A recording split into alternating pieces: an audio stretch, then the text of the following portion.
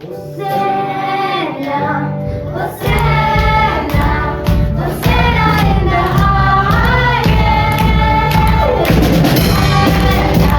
Hosanna, Hosanna in the highest. Now we lift up your name, bring our hearts full of praise. Be exalted, O Lord our God, Hosanna in the highest.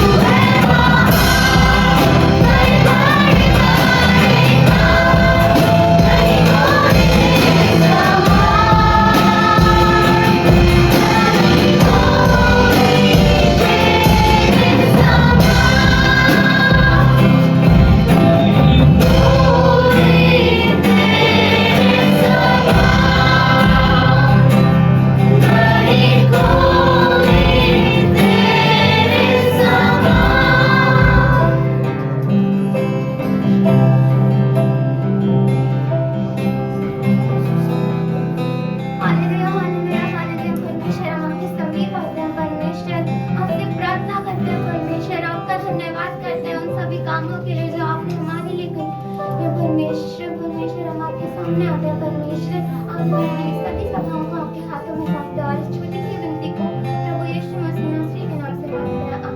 आमीन। सब अपने स्थानों पर बैठ सकते हैं।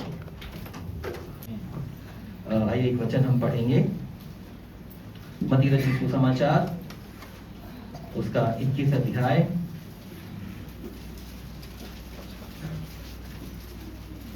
उसके पहले वचन से लेकर उसके 10वें वचन तक।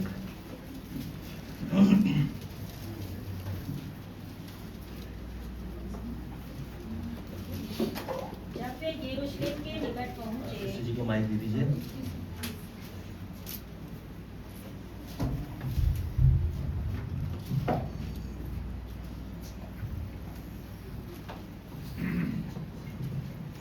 जब वे यरूशलेम के निकट पहुंचे और जैतून पहाड़ पर बेतफगे के पास आए, तो यीशु ने 2 चेलों को यह कहकर भेजा, सामने के गांव में जाओ। वहां पहुंचते ही एक गदही बंधी हुई और उसके साथ बच्चा तुम्हें मिलेगा। उन्हें खोलकर मेरे पास ले आओ। यदि तुमसे कोई कुछ कहे तो कहना कि प्रभु को इनका प्रयोजन है, तब वह तुरंत उन्हें भेज देगा। यही इसलिए हुआ कि जो वचन भविष्यद्वक्ता के द्वारा कहा गया था वह पूरा हो। सियोन की बेटी से कहो, देख तेरा राजा तेरे पास आता है, वह नम्र है और गधे पर बैठा है, वरन लादू के बच्चे पर। चेलों ने जाकर जैसा यीशु ने उनसे कहा था वैसा ही किया और गधई और बच्चे को लाकर उन पे अपने कपड़े डाले और वह उन पर बैठ गया। तब बहुत से लोगों ने अपने कपड़े मार्ग में बिछाए और अन्य लोगों ने पेड़ों से डालियां काटकर मार्ग में बिछाई। जो भीड़ आगे आगे जाती और पीछे पीछे चली आती थी, पुकार पुकार कर कहती थी, दाऊद के संतान को होशाना, धन्य है वह जो प्रभु के नाम से आता है, आकाश में होशाना। जब उसने यरूशलेम में प्रवेश किया तो सारे नगर में हलचल मच गई और लोग कहने लगे, यह कौन है? लोगों ने कहा, बस वहीं तक पढ़ना है। और जैसा हम जानते हैं कि आज क्या है? क्या है आज? पाम संडे का मतलब क्या है? खजूरी रविवार। हो तो ठीक है, उसका हिंदी हो गया। पर जिस दिन यरूशलेम में लोगों ने यीशु को अपना प्रभु राजा करके पुकारा, और हम हर बार इसमें से कुछ ना कुछ पाते हैं, सीखते हैं। पिछले साल का संदेश क्या था? मैं यीशु का गधा हूँ। क्या था? मैं यीशु का गधा हूँ। तो ऐसा भी समय आ सकता है कि जब हम मतलब इसके अलावा भी कुछ और पढ़कर उसमें से संदेश को सुने, लेकिन जब तक उसके अंदर वचन की भरपूरी है, सामर्थ्य है और कुछ नया है, तो क्यों ना तब तक उसमें से ही सीखते और पाते जाएं। तो आज कुछ देर के लिए जब हम ध्यान करने वाले हैं, तो हम ध्यान करने वाले हैं इसके 8वें वचन और 9वें वचन पर। तब बहुत से लोगों ने अपने कपड़े मार्ग में बिछाए और अन्य लोगों ने पेड़ों से डालियां काटकर मार्ग में बिछाई। जो भीड़ आगे आगे जाती और पीछे पीछे चली आती थी, पुकार पुकार कर कहती थी, दाऊद के संतान को होशाना, धन्य है वह जो प्रभु के नाम से आता है, आकाश में होशाना, आकाश में होशाना, आकाश में होशाना। तो आज हम इस भीड़ पर ध्यान करेंगे। किस पर ध्यान करेंगे? हम जानते हैं कि यीशु मसीह के कितने चेले? पहले 70 और उसके बाद उनमें से 12, और वो 12 चेले हमेशा यीशु मसीह के साथ रहते थे। और यहाँ पर भी हमने देखा कि यीशु मसीह ने खुद अपने 2 चेलों को भेजा कि पास के गांव में जाओ, सामने के गांव में जाओ, और वहां एक गधी का बच्चा, गधी होगी, उसका बच्चा जो है तुम्हें खोलकर लेकर आना है। अगर कोई पूछे या रोके तो तुम्हें क्या बताना है? कि प्रभु को इसका प्रयोजन है। और ये जो वचन है ये एक भविष्यवाणी है जिसे यीशु मसीह पूरा करने जा रहे थे, है ना? जकरिया की पुस्तक में इसकी भविष्यवाणी लिखी हुई, हम वहां नहीं जाएंगे। तब चेलों ने क्या किया? चेलों ने वैसा ही किया जैसा यीशु मसीह ने चेलों को करने के लिए कहा था, और गधी और उसके बच्चे को लाकर उस पर अपने कपड़े डाले और वह उन पर बैठ गया। यहां तक चेलों ने किया। यहां तक क्या किया? चेलों ने यीशु मसीह की आज्ञा का पालन किया। यीशु मसीह ने भेजा, जाकर किसको लेकर आओ? गधी के बच्चे को खोलकर लेकर आओ।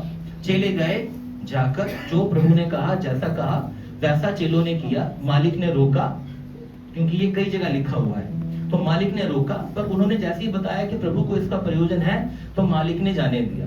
और जैसे ही उस गधे के बच्चे को लेकर आए, तो चेलों ने क्या किया, उन पर कपड़े डाले। चेलों ने जाकर जैसा यीशु ने कहा था वैसा ही किया, और गधी और बच्चे को लाकर उस पर अपने कपड़े डाले और वह उन पर बैठ गया।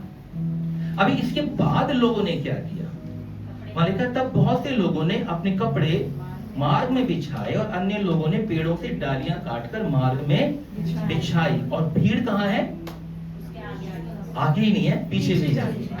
वहां लिखा है जो भीड़ आगे आगे जाती और पीछे पीछे चली आती, यानी कि भीड़ के बीचों बीच में कौन है, यीशु मसीह। आगे भी भीड़ है और पीछे भी भीड़ है, और बीच में कौन है, यीशु मसीह और यीशु मसीह के चेले। और यहाँ जब हम पढ़ते हैं तो हम ये देख पाते हैं कि चिल्ला कौन रहा है, भीड़ चिल्ला रही है, यीशु के चेले नहीं चिल्ला रहे। कौन चिल्ला रहा है, भीड़ चिल्ला रही है। वहां लिखा है जो भीड़ आगे जाती और पीछे चली आती थी, पुकार पुकार कर कहती थी, दाऊद के संतान को होशन्ना, धन्य है वह जो प्रभु के नाम से आता है, आकाश में होशन्ना।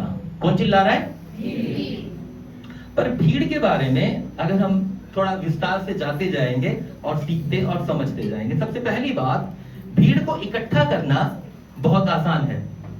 भीड़ को इकट्ठा करना कैसे, मुश्किल, दीदी मुश्किल नहीं है। कहीं पर थोड़ा सा धुआं उठा दो, देखो सारी भीड़ आके देखने आएगी क्या हुआ, कैसी कुछ आग लगी, क्या हुआ। कोई ढोलक बजा रहा हो, कहीं कुछ गाने की आवाज आ रही हो, लोगों को सुनाई दे रहा हो, लोग देखना चाहेंगे क्या हो रहा है। तो हर जगह जहां पर भी हम ये देखते हैं कि लोगों में उत्तेजना, उत्साह होता है कि वो देखना चाहते हैं कि हो क्या रहा है। एक्सीडेंट हो जाए कहीं पर, किसी को बुलाना पड़ता है, नहीं बुलाना पड़ता, वो अपने आप वहां पहुंच जाते हैं। कहीं पर कोई गाने या शोर मच रहा हो तो भीड़ अपने आप वहां पर क्या हो जाती है, इकट्ठी हो जाती है। भीड़ को इकट्ठा करने के लिए वो नेताओं वाली बात है कि नेता इकट्ठा करते हैं भीड़, लेकिन बाकी आम समय में जो भी परिस्थितियां होती हैं, घटनाएं घटती हैं, वहां पर भीड़ को इकट्ठा नहीं करना पड़ता, भीड़ अपने आप इकट्ठा होना शुरू हो जाती है ना।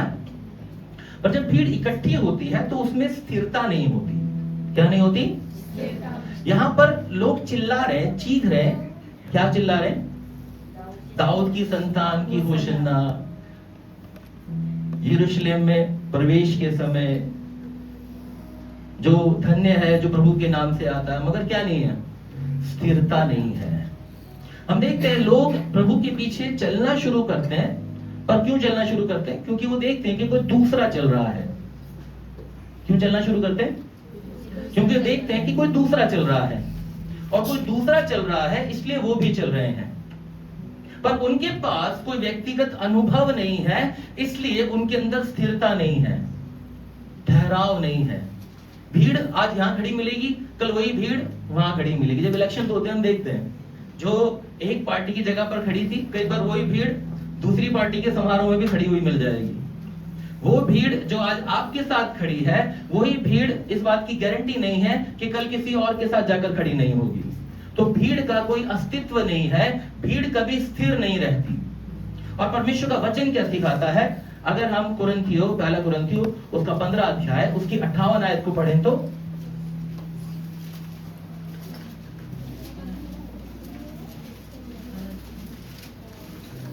इसलिए हे मेरे प्रिय भाइयों, दृढ़ और अटल रहो और प्रभु के काम में सर्वदा बढ़ते जाओ, क्योंकि ये जानते हो कि तुम्हारा परिश्रम प्रभु में व्यर्थ नहीं है। क्या करो, वहां वो विनती कर रहा है, कह रहा है मेरे भाइयों क्या करो, दृढ़ और अटल बने रहो। क्या करो, दृढ़ और अटल, दोनों का मतलब तो एक ही है। दृढ़ता और अटल रहने का मतलब एक ही है, पर एक ही शब्द के अगर दो सर्वनाम यूज किए जाते हैं, है ना, हेलो, अगर एक ही शब्द के दो सर्वनाम इस्तेमाल किए जाते हैं तो इसका मतलब है उस बात पर बहुत जोर दिया जा रहा है ना। इंग्लिश में क्या बोलते हैं, नाउन एंड प्रोनाउन, है ना, और हिंदी में संज्ञा और सर्वनाम। तो सर्वनाम को अगर दो बार इस्तेमाल किया गया, बाइबल में बहुत जगह हम देखते हैं जहां पर एक ही बात को दो अलग अलग शब्दों के द्वारा जाहिर किया गया, तो यहां पर भी दृढ़ और अटल दोनों जो है वो एक ही शब्द के दो सर्वनाम है। इसका मतलब यह है कि उस बात पर बहुत जोर दिया जा रहा है, ये बताया जा रहा है कि अगर तुमने प्रभु के पीछे चलना शुरू किया है तो तुम्हें क्या करना है, दृढ़ और अटल बने रहना है। चाहे परिस्थितियां बदले, चाहे हालात बदले, चाहे जीवन में कितना भी उथल पुथल हो रहा हो, मगर तुम्हें तुम्हारे जीवन के अंदर वो ठहराव होना चाहिए जो हमेशा बना रहता है। हम जानते हैं 40 दिन के रोजे शुरू हुए, आज पाम संडे तक पहुंच गए, अगले संडे ईस्टर आ जाएगा और उसके बाद बहुत सारे मतलब बहुत सारे जिनकी गिनती नहीं है वो क्रिसमस तक बिल्कुल साइलेंट मोड पर चले जाएंगे। कहां चले जाएंगे? बिल्कुल साइलेंट मोड पर जैसे ही दिसंबर का पहला हफ्ता शुरू होगा वो फिर से जाग उठेंगे। क्या हो जाएंगे? फिर से जाग उठेंगे। तो क्या वो स्थिर हैं या क्या हम स्थिर हैं? हम उस तरह बने हुए और उस तरह चल पा रहे हैं जिस तरह प्रभु चाहता है। संडे को हम परमेश्वर की महिमा कर रहे हैं, आराधना कर रहे हैं, साथ मिलकर परमेश्वर के नाम से होशन्ना होशन्ना चिल्ला रहे हैं, लेकिन क्या पूरे हफ्ते हम दृढ़ और अटल बने रहते हैं परमेश्वर में, या हमारा जीवन उस उतार चढ़ाव में लगा रहता है, जहां नौकरी दिखाई देती है, जहां बच्चे दिखाई देते हैं, जहां रोज की चीजें दिखाई देती हैं, जहां हमारी अभिलाषाएं दिखाई देती हैं। सोमवार से शनिवार तक हमारा संडे प्रभु तुम्हारा, क्या सोमवार से शनिवार, अरे बोलो ना, और संडे प्रभु, क्योंकि प्रभु संडे तो किसका दिन है? प्रभु का दिन है, और बाकी दिन प्रभु के नहीं है, सब दिन प्रभु के हैं। उन सब दिनों में परमेश्वर के साथ हमें चलना और बढ़ना आना चाहिए। आमीन। दूसरी बात, भीड़ जो है वो परिस्थितियों पर निर्भर करती है। भीड़ किस पर निर्भर करती है? अगर कहीं पर कुछ मुफ्त में बट रहा हो तो क्या होगा? भीड़ लगी होती है ना। हम देखते हैं जब कुछ ऐसा हो रहा होता है कि रोड पर खाना चल रहा होता है, कुछ चल रहा होता है, वहां देखो कितनी भीड़ लगी होती है, इतनी भीड़ कि शायद वो बेचारा खाना बांटने वाला भी परेशान हो जाए उनको कंट्रोल करने में। जब परिस्थितियां अच्छी होती हैं तब भीड़ जुटाना या भीड़ लगना आसान होता है, लेकिन जब परिस्थितियां बदलती हैं तो वो भीड़ परिस्थितियों के साथ साथ छोड़कर चली जाती है।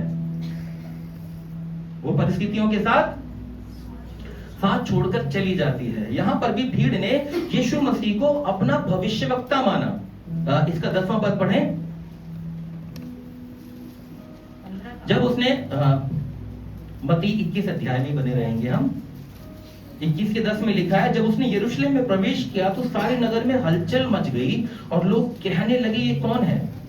लोगों ने कहा ये गलील के नासरत का भविष्यवक्ता है।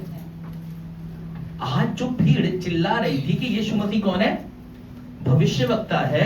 आज जो भीड़ कह रही थी कि ये बड़ा नबी है, ये दाऊद की संतान है, होशन्ना होशन्ना, वही भीड़ 5वें दिन क्या कह रही थी? इसे पकड़कर क्रूस पर चढ़ा दो। क्या कह रही थी भीड़? यीशु को पकड़कर कहां चढ़ा दो? अगर हम भजन संहिता उसका 56 उसका 3रा पद पढ़ें, Psalm 56 उसका वर्स 3, भजन 56 उसका 3 पद। जिस समय मुझे डर लगेगा मैं तुझ पर भरोसा रखूंगा। आमीन। भीड़ परिस्थितियों के साथ बदल सकती है, पर भीड़ के साथ हम चल नहीं सकते। भीड़ परिस्थितियों के साथ बदल सकती है, पर हम डर के कारण अपने प्रभु को छोड़ नहीं सकते। हमें जब डर लगता है तब हम उस पर और ज्यादा भरोसा रखने लग जाते हैं। आमीन।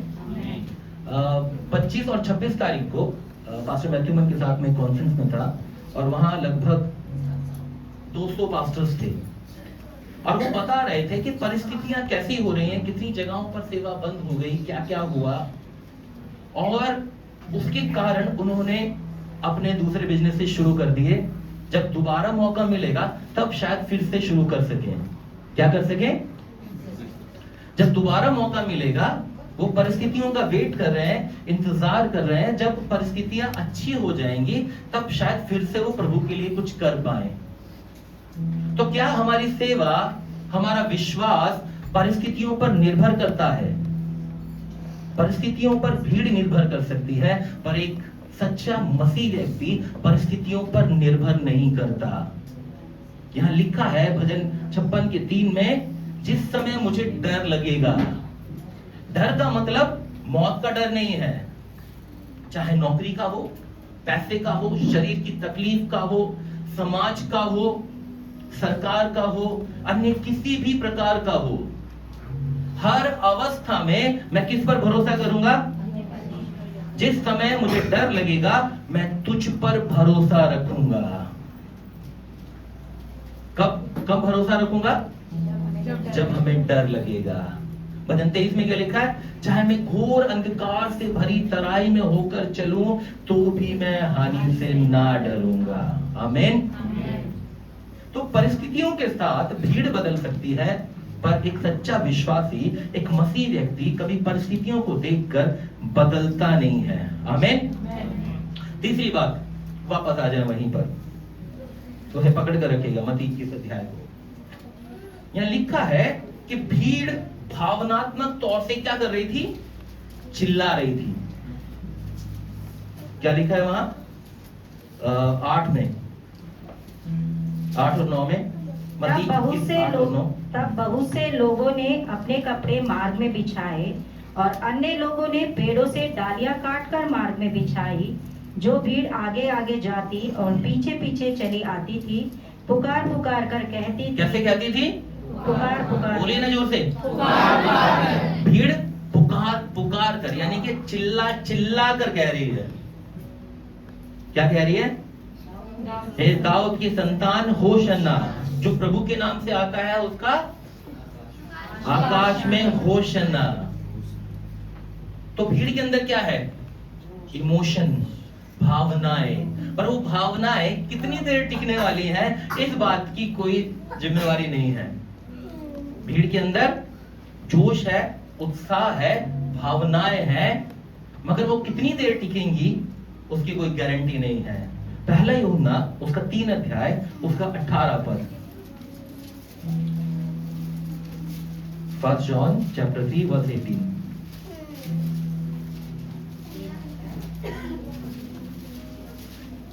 का 18। हाँ जी। हे बालकों, हम वचन और जीव ही से नहीं पर काम और सत्य के द्वारा भी प्रेम करें। आमीन। आइए मिलकर दोहराएं इसे। हे बालकों, हम वचन और जीव ही से नहीं पर काम और सत्य के द्वारा भी प्रेम करें। यहाँ पर भीड़ किसके द्वारा चिल्ला रही है? वचन के द्वारा और जीव के द्वारा, मगर काम और सत्य के द्वारा उनके अंदर यीशु मसीह के लिए कोई प्रेम नहीं है। भीड़ कैसे चिल्ला रही है? अपने शब्द के द्वारा, अपने जीव के द्वारा, मगर ना तो उनके अंदर सत्य है, ना उनके काम है जिनके द्वारा वो प्रभु यीशु मसीह से प्रेम का प्रकटीकरण करें। आज हमारा प्रेम क्या सचमुच इस प्रकार का है जैसा प्रभु चाहते हैं? प्रभु को कैसा प्रेम चाहिए? वचन और जीव का प्रेम नहीं चाहिए। प्रभु को प्रेम चाहिए काम और सत्य के द्वारा प्रेम करने का, केवल शब्दों के द्वारा नहीं, काम और सत्य के द्वारा प्रभु यीशु मसीह से प्रेम का प्रकटीकरण। हमारे जीवन में अगर हम कुछ एक्शन नहीं दिखाई देता है ना, हम सिर्फ बोलते हैं, विश्वास करते हैं, पर प्रभु कुछ करने के लिए कहे, प्रभु कुछ करने के लिए कहे, प्रभु कोई योजना हम पर प्रकट करे और हम उसके लिए एक्शन लेने के लिए तैयार ना हो, आगे बढ़ने के लिए तैयार ना हो, सिर्फ होठों से प्रेम प्रकट करें, तो उस प्रेम का कोई फायदा होने वाला नहीं है। और यकीन मानिए इस भीड़ को भी यीशु मसीह के आने या चिल्लाने का कोई फायदा मिला नहीं। वापस आ जाए वहीं पर मत्ती 21 अध्याय में। Hallelujah, thank you Jesus. 21 अध्याय में वापस आ गए। वहां लिखा है भीड़ ने क्या कोई जिम्मेवारी ली? हेलो, क्या भीड़ ने कोई जिम्मेवारी ली? जिम्मेवारी किसके पास थी? चेलों के पास। चेलों से यीशु मसीह ने कहा पास के गांव में जाओ, वहां गधी के बच्चे को खोल कर लाओ। मालिक रोके तो सामना कौन करेगा? चेले। जवाब कौन देगा? चेले। चेले उसको खोलकर लेकर आए और प्रभु के बैठने के लिए भी इंतजाम किसने किया? चेलों ने। पर भीड़ ने क्या किया? क्या भीड़ ने कोई जिम्मेवारी ली? भीड़ कभी किसी बात की जिम्मेवारी नहीं लेती।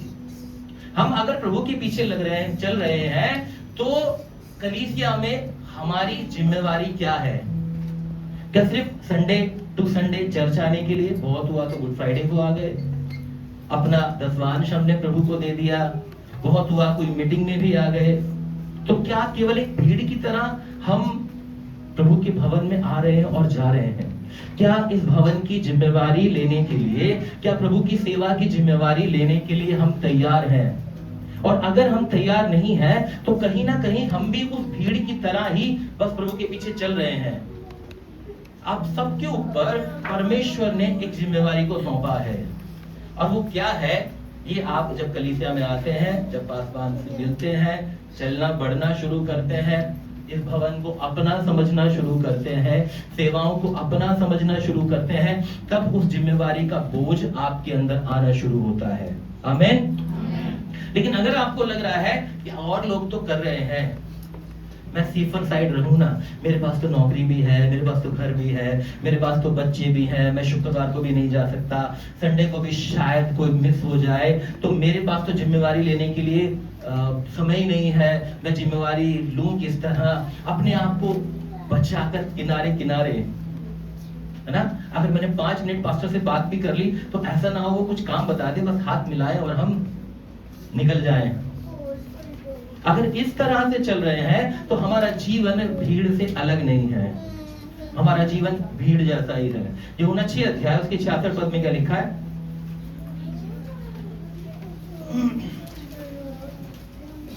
पर इस पर उसके चेलों में यूहन्ना से 6 अध्याय 66 पद, जॉन चैप्टर 6 वर्स 66। इस पर उसके चेलों में से बहुत से उल्टे फिर गए और उसके बाद उसके साथ ना चले।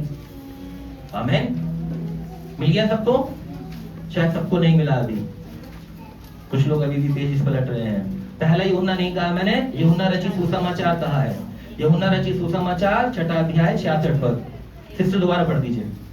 इस पर उसके चेलों में से बहुत से उल्टे फिर गए और उसके बाद उसके साथ ना चले। बहुत सारे चेले जो है वो क्या हुआ? वापस लौट गए। ये उन 12 की बात नहीं हो रही, 12 के अलावा बहुत सारे लोग जो थे, जो अपने आप को यीशु मसीह का चेला कह रहे थे, जो अपने आप को प्रभु यीशु मसीह का भक्त कह रहे थे, जब समय आया कि वो उन कठिन बातों को सुने और समझें और उन बातों के पीछे चलना शुरू करें, तब क्या हुआ? बहुत सारे चेले वापस लौट गए। वहां लिखा है, इस पर उसके चेलों में से बहुत से उल्टे फिर गए और उसके बाद उसके साथ ना चले।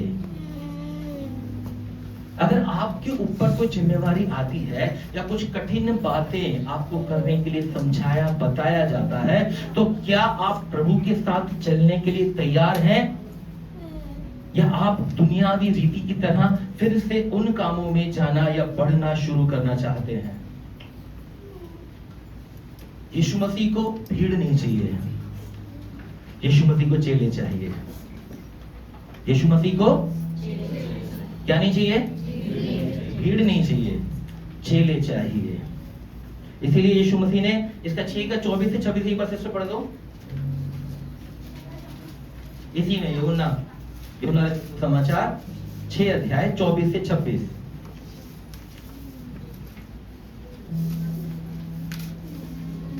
इसलिए जब भीड़ ने देखा कि यहाँ ना यीशु है और न उसके चेले, तो वे भी नाव पर चढ़ के यीशु को ढूंढते हुए कफरनहूम पहुंचे। झील के पार जब वे 6 अध्याय सिस्टर।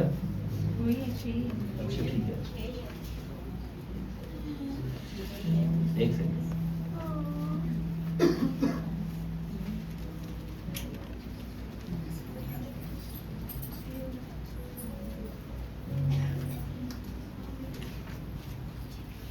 एक जगह पर यीशु मसीह ने ऐसा कहा कि तुम मेरे पीछे इसलिए आते हो कि तुम्हें खाने को क्या मिलती है? रोटी मिलती है। भीड़ की भीड़ यीशु मसीह के पीछे चल पड़ी, लेकिन जब यीशु मसीह के पीछे चले, तब यीशु मसीह ने उनकी सराहना नहीं की भीड़ की। यीशु मसीह ने उस भीड़ को क्या कहा कि तुम मेरे पीछे इसलिए आते हो क्योंकि तुम्हें क्या मिलता है? तुम्हें रोटी मिलती है इसलिए तुम मेरे पीछे आ रहे हो, तुम्हारे अंदर मुझे लेकर ना कोई प्रेम है ना कोई उत्साह है, तुम केवल आशीषों के कारण। इसी में सॉरी कंटिन्यू करिए इसी को 24 यूहन्ना रचित सुसमाचार 6 का 24 से 26। इसलिए जब भीड़ ने देखा कि यहाँ ना यीशु है और ना उसके चेले, तो वे भी नाव पर चढ़ के यीशु को ढूंढते हुए कफरनहूम पहुंचे। झील के पार जब वे उससे मिले तो कहा, हे रब्बी, तू यहाँ कब आया? यीशु ने उन्हें उत्तर दिया, मैं तुमसे सच सच कहता हूँ, तुम मुझे इसलिए नहीं ढूंढते हो कि तुमने आश्चर्य कर्म देखे, परंतु इसलिए कि तुम रोटियां खाकर तृप्त हुए। बस हम 24 पद में देख रहे हैं कि भीड़ यीशु मसीह को ढूंढ रही है और ढूंढते ढूंढते नाव पर चढ़कर कफरनहूम तक पहुंच गए। भीड़ ने क्या की? मेहनत की, है ना? और यीशु को ढूंढते ढूंढते कहां तक पहुंच गए? कफरनहूम तक पहुंच गए। और झील के पार जब वे उनसे मिला तब यीशु मसीह ने ये नहीं कहा, अरे शाबाश, तुम कितनी देर से मुझे ढूंढ रहे थे, तुमने कितना सफर किया होगा, थक गए, पानी पिया नहीं पिया, खाना खाया नहीं खाया। यीशु मसीह ने क्या कहा? कितना स्ट्रॉन्ग जवाब है। यीशु ने उन्हें उत्तर दिया, मैं तुमसे सच सच कहता हूँ, तुम मुझे इसलिए नहीं ढूंढते हो कि तुमने आश्चर्य कर्म देखे, परंतु इसलिए कि तुम रोटियां खाकर तृप्त हो। भीड़ का एक पर्पस होता है, जब तक आशीषें मिल रही हैं तब तक वो यीशु के पीछे है, लेकिन जिस दिन आशीषों के बदले मुश्किलें आना शुरू हो जाए, परिस्थितियां बदलना शुरू हो जाए, दिक्कतें आना शुरू हो जाए, तब भीड़ जो है वो यीशु के पीछे चल नहीं पाएगी। आमीन। तो यीशु को भीड़ नहीं चाहिए, यीशु को चेले चाहिए। मत्ती 5 का 1 में क्या लिखा है? 5 का 1।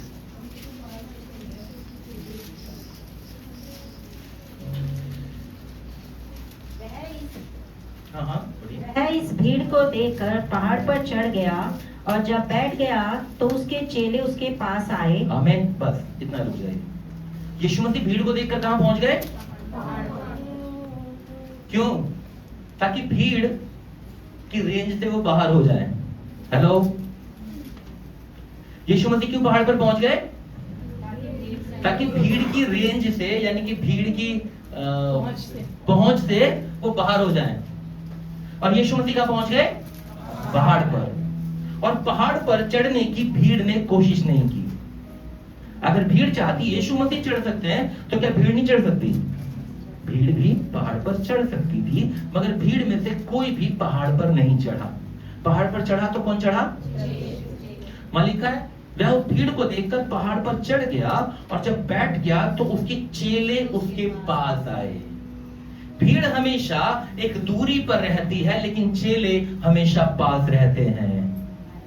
अगर आपको यीशु जैसा बनना है, अगर आपके जीवन का लक्ष्य प्रभु यीशु मसीह है, अगर आप चाहते हैं कि अंश अंश करके यीशु के स्वरूप और समानता में आप बदलते जाएं, तो आपको उसके पास रहना है, दूरी बनाकर नहीं रखनी। भीड़ एक दूरी में थी, भीड़ ऊपर नहीं गई। भीड़ ऊपर जा सकती थी, पर भीड़ ने मेहनत करना, कोशिश करना नहीं चाहा। पर चेले कहां पर चढ़े? पहाड़ पर। यीशु की सेवा करना पहाड़ पर चढ़ने जैसा है ना? आपको लगातार चलते रहना पड़ेगा। क्या करना पड़ेगा? लगातार चलते रहना पड़ेगा। आप कभी ये नहीं कह सकते कि मैं जो कर रहा हूं वो काफी है। मैं जितना आराधना कर रहा हूं, मैं जितना वचन पढ़ रहा हूं, मैं जितना प्रभु की सेवा कर रहा हूं, वो मेरे जीवन के लिए काफी है। क्योंकि पहाड़ पर कोई खड़ा नहीं हो सकता, वरना क्या होगा? लुढ़क कर नीचे वापस आ जाएगा। अगर पहाड़ पर चढ़ना है तो लगातार चलते रहना पड़ेगा, जब तक आप यीशु के नजदीक ना पहुंच जाएं, जब तक आप यीशु के पास ना पहुंच जाएं। भीड़ यीशु के पास नहीं पहुंच पाई, पर पहुंच पाए तो चेले यीशु मसीह के पास पहुंच पाए।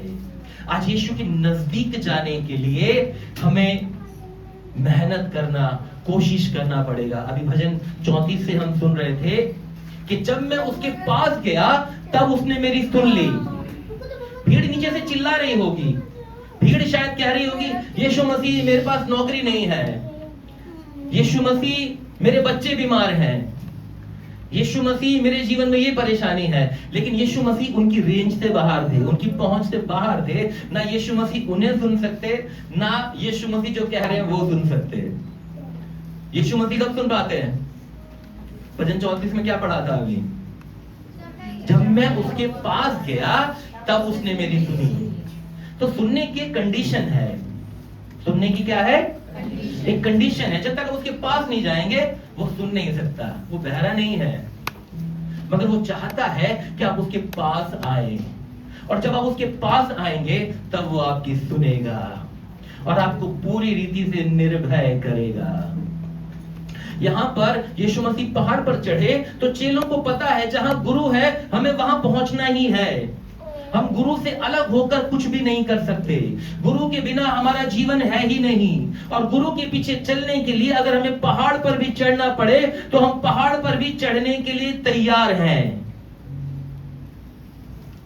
सेवा करना आसान नहीं है। कई बार लोगों को लगता है एक झोली लिया, बैग में लिखा हुआ है ना झोली लेना, ना कपड़े लेना, ना कुछ लेना, बस निकल पड़ना। पर जब तक गुरु के साथ आपका रिश्ता अच्छा नहीं है, जब तक गुरु के साथ आपकी नजदीकी नहीं है, जब तक गुरु के साथ आपकी घनिष्ठता नहीं है, जब तक यीशु मसीह के साथ आपका वो प्यार नहीं है जिस प्रेम को वो आपके भीतर देखना चाहता है, तब तक आप उसकी सेवा करने के लिए उसके नजदीक नहीं जा सकते। आप भी चिल्लाते रहेंगे मगर आपकी आवाज उस तक पहुंच नहीं पाएगी, क्योंकि वो शायद आपकी रेंज से बहुत बाहर होगा। अगर आप चाहते हैं कि आप प्रभु यीशु मसीह की नजदीकी में जाएं, तो चाहे पहाड़ पर चढ़ना हो, चाहे आग में जाना पड़े, चाहे शेरों की मांद में जाना पड़े, चाहे लाजर के समान कब्र में जाना पड़े, प्रभु यीशु मसीह के नजदीक रहना ही हमारे जीवन की सबसे बड़ी उपलब्धि है।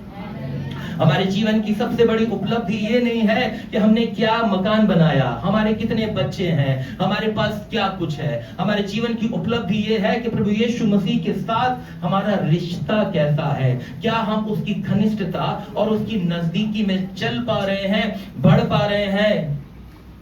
और ये कोई दूसरा नहीं बताएगा। दूसरे को शायद लगता हो कि हम बहुत धर्मी व्यक्ति हैं, लेकिन हमारा मन, हमारी आत्मा इस बात की गवाह है कि हमारे जीवन में प्रभु का प्रेम किस तरह से चल रहा है, या हम क्या कुछ प्रभु के लिए कर पा रहे हैं।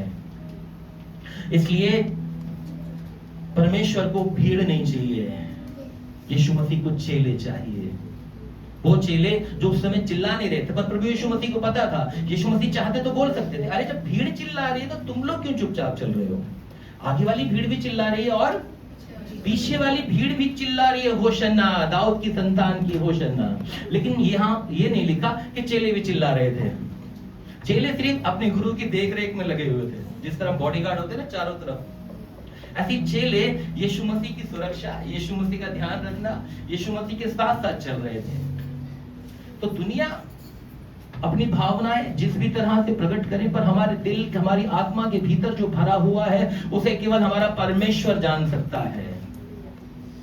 हम दुनिया की भीड़ से, रेंज से बाहर रहे हैं, तभी हम प्रभु के नजदीक चल पाएंगे, बढ़ पाएंगे। अगली बार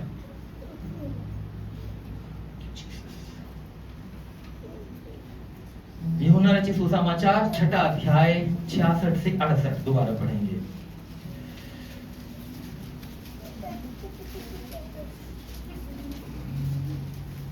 इस पर Gospel of उसके John chapter 6 verse 66 से 68 तक। इस पर उसके चेलों में से बहुत से उल्टे फिर गए और उसके बाद उसके साथ न चले। तब यीशु ने उन 12 से कहा, क्या तुम भी चले जाना चाहते हो? शमौन पतरस ने उत्तर दिया, हे प्रभु, हम किसके पास जाएं? अनंत जीवन की बातें तो तेरे ही पास है। यहाँ पर हमने अभी पहले भी पढ़ा कि बहुत सारे चेले क्या हुए? वापस चले गए। और यीशु मसीह ने 12 चेलों को भी चॉइस दी। यीशु मसीह के बहुत सारे चेले जो थे वो वापस लौट गए, वहां लिखा उल्टा फिर गए और फिर यीशु मसीह के साथ चलना नहीं चाहा। अब यीशु मसीह ने क्या दिया? 12 चेलों को भी चॉइस दी कि अगर तुम भी छोड़कर जाना चाहते हो तो तुम भी जा सकते हो। चेलों को लग रहा होगा ना कि शायद हम भी बंधन में हैं। हम जो सेवा कर रहे हैं ना प्रभु की, वो सेल्फ विल से कर रहे हैं, सो इच्छा से कर रहे हैं, जबरन नहीं कर रहे हैं। यहां पर यीशु मसीह ने 12 चेलों को भी क्या दिया? आजादी दी कि तुम निर्णय लो तुम्हें क्या करना है। क्या तुम मेरे पीछे चलना चाहते हो? इसे पीछे वाला गाना बेटा 67। तब यीशु ने उन 12 से कहा, क्या तुम भी चले जाना चाहते हो? यीशु मसीह ने क्या कहा? उन 12 से भी पूछा कि क्या तुम भी जाना चाहते हो? शमौन शमौन ने क्या जवाब दिया? शमौन पतरस ने उसको उत्तर दिया, हे प्रभु, हम किसके पास जाएं? अनंत जीवन की बातें तो तेरे ही पास है। भीड़ छोड़कर जा सकते हैं प्रभु को, लेकिन जो सच्चा चेला है ना, उसे पता है कि यीशु मसीह के पास क्या है। उसने ये नहीं कहा यीशु मसीह तू तो चंगा करने वाला परमेश्वर है, यीशु मसीह तू तो मुर्दों को जिंदा करने वाला परमेश्वर है। प्रभु यीशु मसीह, जब से हम तेरे पास चल रहे हैं, तेरे साथ चल रहे हैं, हमारे जीवन में कोई फाइनेंशियल क्राइसिस नहीं है, हमारा जीवन आशीषों से भरा हुआ है। पर पतरस ने ऐसा कुछ नहीं कहा। पतरस ने क्या कहा? हे प्रभु, हम किसके पास जाएं? ये लौट गए, हमें नहीं पता कहां जाएंगे, ये इनके जीवन का क्या होगा। पर हम ये जानते हैं, हमारे जीवन का निर्णय ये है कि हम केवल तेरे ही पीछे चलेंगे। भीड़ लौट सकती है, मगर चेला हर परिस्थिति में, हर अवस्था में अपने गुरु के संग बना रहता है और गुरु को उस रीति से पहचानता है जैसा गुरु है। अभी हमने मत्ती 21:10 में पढ़ा था, भीड़ कह रही थी कि यह भविष्यवक्ता है, लेकिन चेले कह रहे थे कि यीशु, अनंत जीवन तेरे ही पास है, तू ही सारे जगत का मुक्तिदाता, उद्धार करता प्रभु है, और हमने इस बात को जान लिया है, इसलिए तुझे छोड़कर हम जाएं कहां। हमारे जीवन की मुक्ति, हमारे जीवन का उद्धार केवल तेरे पास है प्रभु। तेरे अलावा हमारे जीवन में जीने की कोई आशा नहीं है। हमने तेरे साथ रहते हुए इस बात को जाना है कि इस धरती पर जो उद्धार करता मसीह आने वाला था, वो प्रभु परमेश्वर तू है, और तेरे बिना कुछ भी नहीं है। हमारे मुंह का अंगीकार इस बात को तय करता है कि हमारे जीवन का निर्णय क्या है। यीशु मसीह ने उन्हें चॉइस दी कि लौटना है तो लौट जाओ, चाहते तो चुपचाप चले जाते, क्योंकि जब भीड़ लौटती है तब साथ चलना मुश्किल हो जाता है। आज भारत में बहुत सारे स्टेट्स ऐसे हैं जहां पर धीरे धीरे धीरे धीरे धीरे धीरे कलीसियाएं बंद होती जा रही हैं, जहां लोग प्रभु को छोड़कर पीछे हटते जा रहे हैं परिस्थितियों के कारण। लेकिन भीड़ छोड़कर जा सकती है, पर चेला छोड़कर नहीं जा सकता, क्योंकि चेले ने वो जाना है जो भीड़ ने नहीं जाना। चेले ने जाना है कि केवल आशीषों के कारण प्रभु के पीछे नहीं चलना, उद्धार, मोक्ष, साल्वेशन के लिए प्रभु के पीछे चलना है, आनंद जीवन की बातों के लिए प्रभु के पीछे चलना है, यीशु के पुनः आगमन के लिए खुद को तैयार करना है। और केवल ये जीवन ही जीवन नहीं है, इस जीवन के उस पार अनंत जीवन हमारा इंतजार कर रहा है।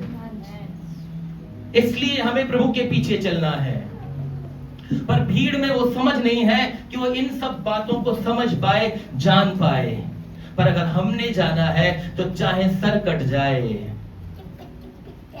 चाहे कुछ भी हो जाए, हमारे जीवन का निर्णय भी वही होगा जो पतरस के जीवन का निर्णय था कि हम प्रभु के नाम का इनकार कैसे करें, क्योंकि अनंत जीवन हमने यीशु मसीह के द्वारा पाया है।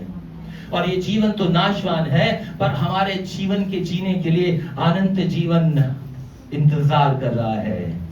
हालेलुया। अगली बात, मत्ती 7:13 और 14 पद।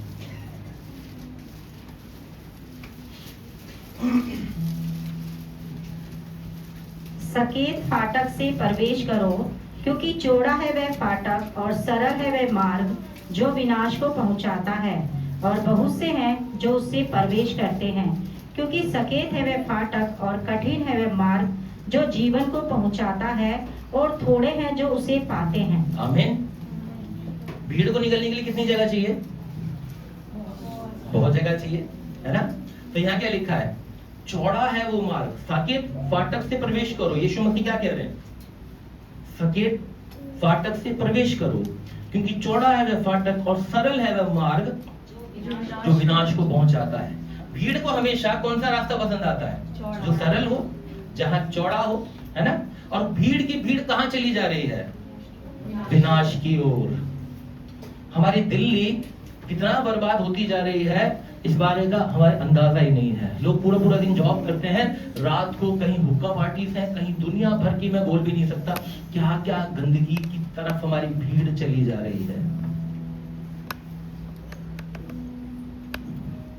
पर भीड़ के साथ चलना या भीड़ को कंपनी देना हमारा काम नहीं है। यीशु मसीह ने कहा भीड़ चौड़े मार्ग में जाती है, सरल रास्ते को चुनती है, और जब वो चौड़े मार्ग में जाती है, सरल रास्ते को चुनती है, तो वो कहां पहुंचती है? विनाश की ओर। पर सकरे मार्ग से केवल मेरे चेले जा सकते हैं। सकरे मार्ग से केवल वो व्यक्ति जा सकता है जो प्रभु यीशु मसीह के पीछे चलते हुए हर कठिनाई और मुश्किल को सहने के लिए तैयार हो। पहला पत्रस में लिखा हुआ यीशु मसीह दुख सह सह कर हमारे लिए उन पद चिन्हों को छोड़ गए हैं जिन पर चलकर हमें जीवन के उस पार जाना है। कैसा मार्ग? जिस पर यीशु मसीह चल कर गए हैं। हमें केवल यीशु मसीह के कदमों पर, कदमों के निशानों पर अपने पांव को रखकर आगे बढ़ना है। और वो मार्ग चौड़ा नहीं है, वो सकरा मार्ग है, जहां बहुत कुछ छोड़ना पड़ेगा, बहुत कुछ त्यागना पड़ेगा, जहां दुख से होकर गुजरना पड़ेगा, जहां मुश्किलें होंगी, जहां हालात ठीक नहीं होंगे, जहां पर शायद अपने ही अपनों के दिल को दुखाते हो, जहां पर शायद विश्वास को तोड़ते हो, उन सब परिस्थितियों के बीच में भी हमारा काम यह है कि उस सकरे मार्ग से हमें चलते बढ़ते जाना होगा।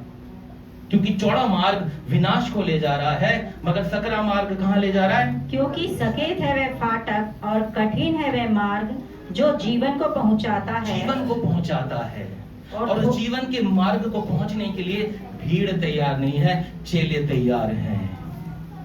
तो आज हमें यह तय करना है कि हम चेले हैं या हम भीड़ का हिस्सा है। क्या यीशु के साथ हमारा व्यक्तिगत कोई रिश्ता है? क्या हम यीशु के साथ चलने बढ़ने के लिए, उसके नजदीक आने के लिए तैयार हैं? क्या केवल भावनाओं में बहकर संडे को आराधना करना ही हमारे जीवन का मकसद है, या सचमुच हमारे भीतर उसका प्रेम बहुत गहराई से बह रहा है? क्या हम परमेश्वर में स्थिरता के साथ बढ़ रहे हैं? क्या जीवन की हर परिस्थितियों में हर वक्त हम परमेश्वर के प्रेम के अनुसार चलने को तैयार हैं? क्या केवल भावनाओं में ही नहीं, सत्य काम के साथ परमेश्वर के प्रेम में बढ़ने के लिए हम तैयार हैं? क्या हम कलीसिया की और प्रभु यीशु मसीह के द्वारा दी गई जिम्मेवारियों को लेकर जीवन में चलने बढ़ने के लिए तैयार हैं? क्या हम चाहे पहाड़ पर चढ़ना पड़े, चाहे कितनी मुश्किलों का सामना करना पड़े, प्रभु के नजदीक आने के लिए तैयार है? भीड़ पहाड़ पर नहीं पहुंच सकती, पर आप पहुंच सकते हो, क्योंकि प्रभु ने आपके लिए एक मार्ग खोल कर रखा है। भीड़ छोड़कर जा सकती है, पर आपका व्यक्तिगत अनुभव ये कहता है कि अनंत जीवन केवल प्रभु यीशु मसीह के पास है। और भीड़ को पता नहीं होता कि वो विनाश की ओर जा रही है। पर आपको मालूम है कि चाहे मैं कष्ट सहूं, चाहे तकलीफ सहूं, चाहे पीड़ाएं सहूं, पर प्रभु यीशु मसीह दुख सह कर मेरे लिए उन कदमों को रख कर गए हैं जिन पर चलकर मुझे जीवन को पहुंचना है। आइए कुछ समय अपने स्थान पर खड़े हों, अपने जीवन को जांचें, अपना जीवन प्रभु के हाथों में समर्पित करें, परमेश्वर के प्रेम का अंगीकार करें और परमेश्वर से कहें कि प्रभु मैं भीड़ का हिस्सा नहीं हूं, प्रभु मैं भीड़ का हिस्सा नहीं हूं, प्रभु मुझे व्यक्तिगत अनुभव दे, और वो अनुभव हर रोज चाहिए। अगर आपका अनुभव कहीं खोता गया है तो कहीं ना कहीं आप भीड़ का हिस्सा होते जा रहे हैं। अगर आपका प्रभु यीशु मसीह के साथ का अनुभव कहीं खोता जा रहा है तो आप भीड़ की तरह चल रहे हैं। हर रोज एक नया अनुभव देने के लिए आपका परमेश्वर तैयार है। हर रोज एक नए अनुभव में चलने के लिए तैयार हो जाइए। अगर आप कह रहे हैं कि आप प्रभु यीशु मसीह के चेले हैं, अगर आप कह रहे हैं कि यीशु मसीह के शिष्य हैं, अगर आपने दिल से यह अंगीकार किया है कि अनंत जीवन केवल प्रभु यीशु मसीह के पास है, तो उससे एक नया अनुभव मांगिए। बिना अनुभव के आपके जीवन में वो प्रेम नहीं उमड़ सकता। बिना अनुभव के आप परमेश्वर के पीछे नहीं चल सकते। बिना अनुभव के आप उस पहाड़ पर नहीं चढ़ सकते जहां प्रभु यीशु मसीह है। बिना अनुभव के आप ना तो कलीसिया की ना परमेश्वर की दी हुई जिम्मेवारी को ले सकते हैं। आज कुछ पल अपने आप को जांच कर अपना जीवन प्रभु के हाथों में सौंप कर चलने बढ़ने के लिए एक नया समर्पण कीजिए।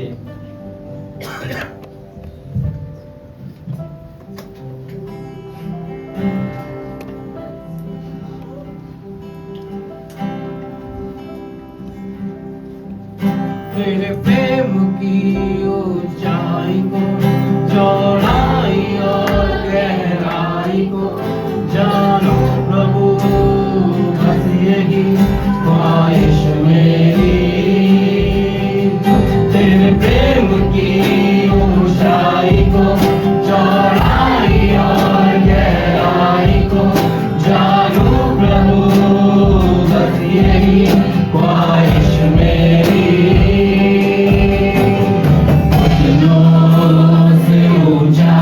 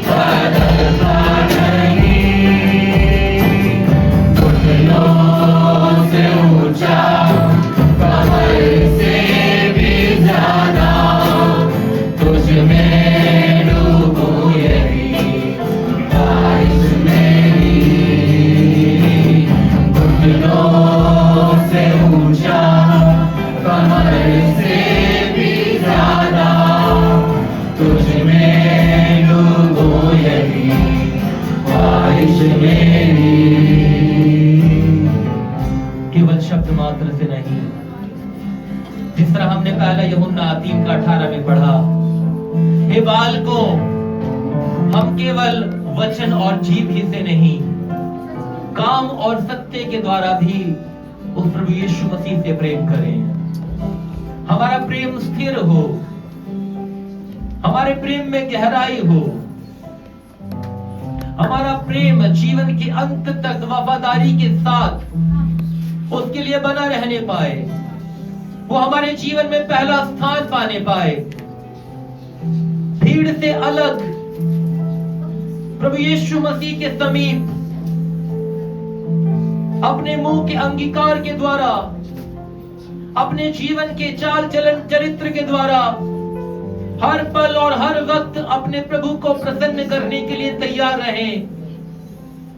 चाहे लोगों के बीच में शर्मिंदा होना पड़े, चाहे लोगों के बीच में अपमानित होना पड़े,